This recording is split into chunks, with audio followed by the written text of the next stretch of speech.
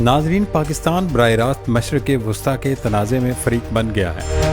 سیونی ریاست کو لگام ڈالنے کے لیے پاکستان نے بھی میدان میں اترنے کا فیصلہ کر لیا ہے۔ پاک فوج کے سالار اعلیٰ جنرل سید عاصم منیر نے اعلان جنگ کر دیا ہے۔ انہوں نے اسرائیل کو دو ٹوک اور واضح پیغام دے دیا ہے کہ اب مزید وہ لبنان اور غزہ میں ظلم جاری نہیں رکھ سکتا۔ ویسے بھی مشرق وسطیٰ کے معاملات کو لے کر صف بندی شروع ہو چکی ہے۔ روس اور چین کھل کر ایران کی حمایت اور سپورٹ میں میدان میں آ چکے ہیں۔ ایرانی وزیر خارجہ عباس عراقچی بھی پاکستان پہنچ چکے ہیں اور اب لگتا ہے یہیں بیٹھ کر طے کیا جائے گا کہ اسرائیل پر فیصلہ کن وار کب اور کیسے کرنا ہے۔ ویسے ایران میں اس وقت پاکستان اور پاکستانیوں کی بلے بلے ہو رہی ہے۔ تہران سمیت مختلف شہر پاکستان زندہ باد کے نعروں سے گونج رہے ہیں۔ پوری ایرانی قوم اس وقت پاکستانیوں کا نہ صرف شکریہ ادا کر رہی ہے بلکہ دل سے ممنون اور احسان مند ہے۔ اس کی وجہ یہ ہے کہ اسرائیل نے حملہ کر کے ایران کی ایک کشتی کو ڈبونے کی کوشش کی، لیکن پاک بحریہ کے جوانوں نے اپنی جانوں پر کھیل کر فوری طور پر نہ صرف کشتی ڈوبنے سے بچائی بلکہ 20 سے زائد سوار افراد کی جان بھی بچا لی۔ اسرائیل نے یہ حملہ لبنانی تنظیم حزب اللہ کے تازہ ترین اٹیک کے رد عمل میں کیا۔ حزب اللہ نے پچھلے کچھ دنوں سے اسرائیل پر حملے تیز کر دیے ہیں۔ العربیہ کا دعویٰ ہے کہ اکتوبر میں حزب اللہ نے 250 سے زائد تباہ کن حملے کیے۔ تازہ کارروائی میں حزب اللہ نے 25 صہیونی فوجیوں کو موت کے گھاٹ اتار دیا۔ اسرائیل میں صف ماتم بچھی ہوئی ہے۔ لوگ نیتن یاہو سے سوال کر رہے ہیں کہ اتنی لمبی جنگ، اربوں ڈالر کے نقصان، آباد کاروں کی نقل مکانی کا کیا فائدہ ہوا؟ عوام کا غصہ ٹھنڈا کرنے اور معاملے کو دبانے کے لیے صہیونی فوج نے لبنان اور غزہ پر وحشیانہ بمباری کی۔ اس کے ساتھ ہی اسرائیل نے باریک واردات یہ ڈالی کہ اس نے لبنان کے جنوب میں بفر زون قائم کرنا شروع کر دیا ہے۔ صہیونی ریاست کی پلاننگ یہ ہے کہ اس بفر زون میں بھی یہودی آباد کاروں کو بسایا جائے گا۔ سب سے افسوسناک صورتحال یہ ہے کہ پوری امت مسلمہ اسرائیلی دہشت گردی پر نہ صرف خاموش تماشائی بنی ہوئی ہے بلکہ ایک طرح سے وہ اس کی سہولت کاری بھی کر رہے ہیں۔ حزب اللہ اور حماس نے خبردار کیا ہے کہ اسرائیل اپنے ناپاک منصوبے پر عمل کرنے سے باز رہے۔ ایران نے دعویٰ کیا ہے کہ مزاحمتی تنظیمیں صہیونی ریاست پر بڑا حملہ کرنے جا رہی ہیں۔ یہ اتنا بڑا حملہ ہوگا کہ اسرائیل طوفان الاقصی کو بھی بھول جائے گا۔ ایک اور اہم ڈیولپمنٹ آپ کے ساتھ شیئر کرتے چلیں کہ روس نے امریکہ کے نئے ممکنہ صدر ڈونلڈ ٹرمپ کو قتل کرنے کی دھمکی دے دی ہے۔ روس نے امریکہ کو معاشی محاذ پر بھی دھول چٹانے کی تیاری کر لی ہے۔ روس دنیا میں نیا مالیاتی نظام لا رہا ہے۔ پوری عالمی تجارت اب ڈالر کی جگہ نئی کرنسی میں ہوگی۔ امریکہ میں اس وقت ہلچل مچی ہوئی ہے کیونکہ نیو ورلڈ آرڈر کے تحت قائم کیا گیا امریکی نظام دھڑام سے زمین بوس ہونے جا رہا ہے۔ ناظرین، اسرائیل نے لبنان میں بفر زون قائم کرنا شروع کر دیا ہے۔ اس وقت اسرائیل جنوبی لبنان، مشرق میں وادی البقاع اور بیروت کے جنوبی مضافات میں حملے کر رہا ہے، لیکن جنوبی لبنان کے سرحدی دیہات سے ہونے والی تباہی اور لوگوں کے بے گھر ہونے سے کچھ اور ہی اشارہ مل رہا ہے۔ خاص طور پر رامیا، ایت الشیف، بلیدہ اور 7 دیگر دیہات کی بہت سی حالیہ سیٹلائٹ تصاویر واضح کر رہی ہیں کہ اسرائیلی افواج جنوبی لبنان میں بھی غزہ کی پٹی میں ہونے والے حالات کی طرح کا منظرنامہ مسلط کرنے کی کوشش کر رہی ہے۔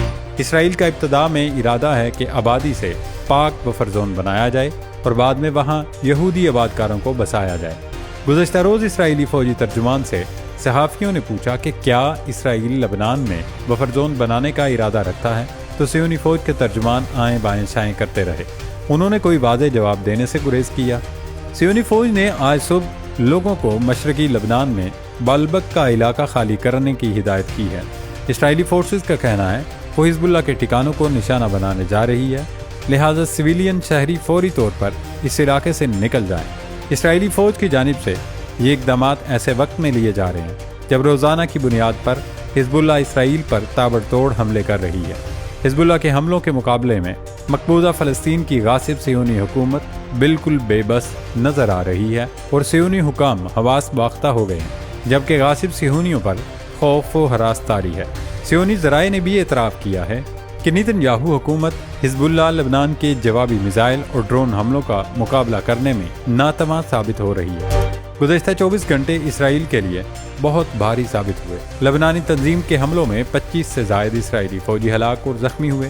پچھلے ایک ماہ کے دوران لبنان سے اسرائیل پر 250 سے زائد حملے کیے جا چکے ہیں اور اب ایران نے اسرائیل کے لیے خطرے کی گھنٹی بجا دی ہے۔ پاسداران انقلاب نے اسرائیل اور اس کے اتحادی امریکہ کو خبردار کیا ہے کہ مزاحمتی تنظیمیں सियोनी रियासत पर ऐसा हमला करने जा रही हैं कि इसराइल ऑपरेशन तूफान अल-अक्सा को भूल जाएगा। पासदारान इनकलाब के कमांडर मेजर जनरल हुसैन सलामी ने कहा, हम मुजाहमती महाज और ईरान दुश्मनों का मुकाबला करने के लिए अपनी हिमायती तंजीम को हर ज़रूरी चीज़ और असलहे से लेस करेंगे। हम इसराइल के खिलाफ सख्त रद्द अमल के लिए काम कर रहे हैं। मुजाहमत की तरफ से इसराइल को सख्त जवाब देने की तैयारी की जा रही है। ईरानी कमांडर ने अमेरिका और मगरबी ताकतों को भी लगी लिपटी रखे बगैर खूब लताड़ा। उनका कहना था कि अमेरिका जो इंसानी हकूक और जमहूरियत के दिफा में बात करता है, दुनिया भर में अफरा तफरी और जंगों का जरिया है। ईरान की जानिब से दी जाने वाली धमकी के बाद न सिर्फ इसराइल खौफजदा है बल्कि अमेरिका की भी दौड़ें लग गई हैं। ईरान की ललकार के जवाब में अमेरिका ने तेहरान को तड़ियां लगाना शुरू कर दी हैं। अमेरिकी महकमा खारजा के तर्जुमान ने कहा है, अगर ईरान ने या उसकी शय पाकर मुजाहमती तंजीमों ने तेल अवीव पर हमला किया तो अब की बार हम इसराइल को नहीं रोक सकेंगे।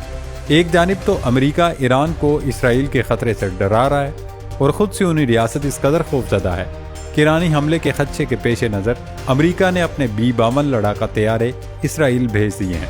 अमेरिका की जानिब से इतनी बड़ी तादाद में तैयारे, मिसाइल और असलहा भेजने से ये सवालात खड़े हो गए हैं कि आखिर अमेरिका और इसराइल क्या चाहते हैं। अमेरिका के इस जंगी जुनून और इसराइली पागलपन को देखते हुए रूस को मैदान में कूदना पड़ा। रूस ने वाशिंगटन को मुखातिब करते हुए कहा, अगर अमेरिका ये समझता है कि हम एटमी हथियार या एटमी बम इस्तेमाल नहीं करेंगे तो ये महज उसकी गलत फहमी और खाम ख्याली है। एक और अहम डेवलपमेंट आपके साथ शेयर करते चले कि रूस की जानिब से अमेरिका के नए सदर डोनाल्ड ट्रंप के हवाले से खतरे की घंटी बजा दी है। रूसी सलामती कौंसिल के डिप्टी चेयरमैन दिमित्री मेदवेदेव ने कहा कि अमेरिकी सदारत के लिए रिपब्लिकन उम्मीदवार डोनाल्ड ट्रंप अगर जीत गए तो यूक्रेन में जंग नहीं रोक सकेंगे। उनका कहना था, अगर उन्होंने जंग रोकने की कोशिश की तो उसे कत्ल किया जा सकता है। रूसी नुमाइंदे की जानिब से दिए जाने वाले बयान को धमकी के तौर पर देखा जा रहा है। रूस ने एक और पैंतरा फेंक दिया। रूस ने अमेरिका को बराह रास्त चैलेंज कर दिया है। मास्को की जानिब से नया मालियाती निज़ाम लाया जा रहा है। रूसी वज़ीर ख़ारजा सरगेई लारोफ ने ब्रिक्स इजलास के दौरान कहा, अब हम तिजारत के लिए डॉलर का इस्तेमाल नहीं करेंगे। तमाम अदायगियों से डॉलर को हज़फ करने और एक महफूज मालियाती सिस्टम का जायजा ले रहे हैं। उन्होंने कहा, अमेरिका डॉलर को आलमी मईशत में असलहे के तौर पर इस्तेमाल कर रहा है, लेकिन अब उसकी बदमाशी ज़्यादा अरसे तक नहीं चलेगी। नाजरीन, ईरान में इस वक्त हर तरफ पाकिस्तान और पाकिस्तान बहरिया की जमकर तारीफें की जा रही हैं, लेकिन इस हवाले से एक कन्फ्यूजन दूर करना ज़रूरी है। ईरानी सोशल मीडिया पर यह दावा किया जा रहा था, इसराइल की जानिब से ईरानी बहरिया की कश्ती को आबदोज के जरिए निशाना बनाया गया, जिसे बरवक्त और फौरी एक्शन लेते हुए पाकिस्तानी बहरिया ने न सिर्फ डूबने से बचाया बल्कि फौजियों की जान भी बचाई। हालांकि हकीकत ये है, इसकी ईरान की जानिब से तस्दीक भी कर दी गई है। वो ईरानी बहरिया की नहीं बल्कि माहीगीरों की कश्ती थी। अलबत्ता इस बात की तस्दीक नहीं की जा सकी कि वो हादसे का शिकार हुई या फिर इसराइली फोर्सेज ने उसे निशाना बनाया। पाकिस्तान बहरिया ने बरवक्त रेस्क्यू ऑपरेशन किया और तमाम माहीगीरों की न सिर्फ जान बचाई बल्कि उन्हें बाहिफाजत ईरानी हदूद तक पहुंचाया। पाकिस्तान में ईरान के सफीर रजा अमीर मुकद्दम ने हादसे से 2-4 कश्ती में सवार 23 ईरानी माहीगीरों को बचाने पर पाक बहरिया की काविशों और तावन को सराहते हुए उसका शुक्रिया अदा किया। समाजी राब्ते की वेबसाइट एक्स पर अपने एक पैगाम में रजा अमीरी ने कहा, मैं हादसे से 2-4 कश्ती की खुले समंदर में इमदाद की हंगामी काल पर पाक बहरिया के बरवक्त जवाब पर उन्हें सराहता हूँ और उनकी मुखलिसाना कोशिशों की तारीफ करता हूँ।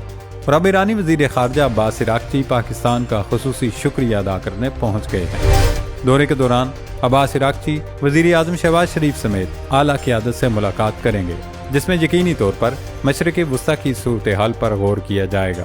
ईरानी मीडिया का दावा है कि वज़ीर ख़ारजा अब्बास इराक़ची रूस का इंतहाई अहम पैगाम लेकर पाकिस्तान आए हैं। गुमान ये किया जा रहा है कि सऊदी अरब और खलीजी रियासतों की जानिब से पीछे हटने के बाद अब रूस, चीन, पाकिस्तान पर मुश्तमिल इलाकाई इत्तेहाद बनाने की कोशिश की जा रही है ताकि इसराइल ईरान पर हमला करते हुए सोचे। पाकिस्तान के अलावा रूस और चीन को भी अंदाज़ा हो गया है कि सियोनी रियासत के नापाक अज़ाइम को हर सूरत रोकना होगा, वरना इसराइल आहिस्ता आहिस्ता न सिर्फ पूरे मशरिक़ वस्ता पर काबिज हो जाएगा बल्कि वो तमाम मुल्कों को अपना महकूम बनाने की राह पर चल निकलेगा। इसीलिए गुज़श्ता रोज़ पाकिस्तान के army chief general Syed Asim Munir ने कहा कि बेगुनाह कश्मीरियों और फ़लस्तीनियों की हालत ज़ार इस बात की यकीन दहानी है کہ اب بھی عالمی برادری کو بہت کچھ کرنے کی ضرورت ہے۔ ISPR کے مطابق بین الاقوامی امن قائم رکھنے کے تربیتی مراکز کی تنظیم کی 28ویں سالانہ کانفرنس پہلی بار پاکستان میں centre for international peace and stability NUST Islamabad میں 4 سے 8 نومبر تک منعقد ہو رہی ہے۔ تقریب کا باقاعدہ آغاز آرمی چیف نے نئی عمارت کے افتتاح کے ساتھ کیا۔ آرمی چیف نے خطاب میں کہا، آج عالمی امن کو مسلسل بڑھتے ہوئے خطرات اور چیلنجز کا سامنا ہے۔ اقوام متحدہ اور دیگر تنظیموں کی جانب سے جاری امن کوششوں کے باوجود بے گناہ کشمیریوں اور فلسطینیوں کی حالت زار اس بات کی یاد دہانی کراتی ہے کہ اب بھی بہت کچھ کرنے کی ضرورت ہے۔ Army chief general Asim Munir کی اس بہت کچھ کرنے والے بیان کے بعد لوگوں کے کان کھڑے ہو گئے ہیں کہ آخر اسلام آباد میں کیا کھچڑی پک رہی ہے، کیونکہ ایک طرف تو پاکستان اور روس کے درمیان دفاعی تعاون مضبوط سے مضبوط تر ہوتا جا رہا ہے، وہیں ایرانی وزیر خارجہ بھی اسلام آباد میں موجود ہیں۔ کیا واقعی اب القدس فورس کی بجائے پاکستان اور ایران مل کر ایشین فورس بنانے جا رہے ہیں؟ اس وقت ایران کا مسئلہ یہ ہے کہ وہ ڈٹ کر اسرائیل کی نہ صرف مخالفت کر رہا ہے بلکہ صہیونی ریاست کو اینٹ کا جواب پتھر سے دینے کی بھرپور کوشش کر رہا ہے، لیکن ایسے میں اسے مختلف ملکوں کی حمایت اور مدد کی اشد ضرورت ہے تاکہ وہ اقوام متحدہ یا سلامتی کونسل یا کسی بھی فورم پر سفارتی تنہائی کا شکار نہ ہو۔ اب روس اور چین کی مکمل پشت پناہی اور کھلم کھلا حمایت کے بعد ایرانی قیادت کی جانب سے تند و تیز بیانات کا سلسلہ شروع ہو گیا ہے۔ خود ایرانی سپریم لیڈر آیت اللہ خامنئی بھی شیطان ریاست کو سبق سکھانے کی ہدایت کر چکے ہیں۔ اب دیکھنا یہ ہوگا کہ پاکستان، ایران، چین اور روس پر مشتمل نیا بلاک کتنا فائدہ مند ثابت ہوگا۔ کیا یہ بلاک اپنی مشترکہ فوج بھی بنانے میں کامیاب ہو سکے گا؟ یہ فوج ایران کا دفاع کر سکے گی یا اس کی حیثیت بھی عرب ملکوں کی فوج کی طرح محض نمائشی اور رسمی ہوگی؟ ایرانی وزیر خارجہ کے دورہ پاکستان کا مشترکہ اعلامیہ ابھی جاری نہیں کیا گیا، لیکن دیکھنا ہوگا اعلامیہ میں کن باتوں کا تذکرہ کیا جائے گا۔ اسرائیل میں اس وقت کھلبلی مچی ہوئی ہے کہ ایران اور پاکستان مل کر اگر حملہ آور ہوئے تو پھر صہیونی ریاست نیست و نابود ہو جائے گی اور اس کی داستان بھی نہ ہوگی داستانوں میں۔